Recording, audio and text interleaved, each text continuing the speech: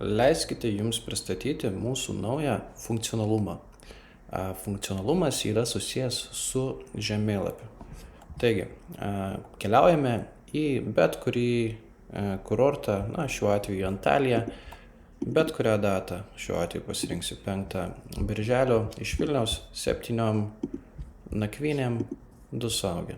Tai neturi didelės reikšmės, bet tiesiog tokie nustatymai pasirinkti. Taip, nukeliavom į Antaliją ir matome, kad Antalijos regionas yra pats kurortas ganėtinai plačiai išsidėstęs.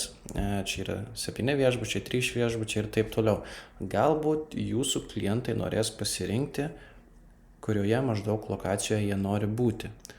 Pats viešbučių filtravimas pagal lokaciją yra ganėtinai sudėtingas, turite turėti nemažą know-how ir žinoti viešbučių pavadinimus.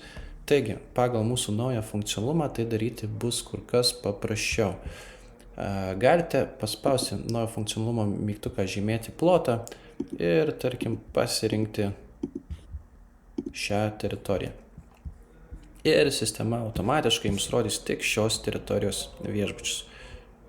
Taigi, gero naudojimo.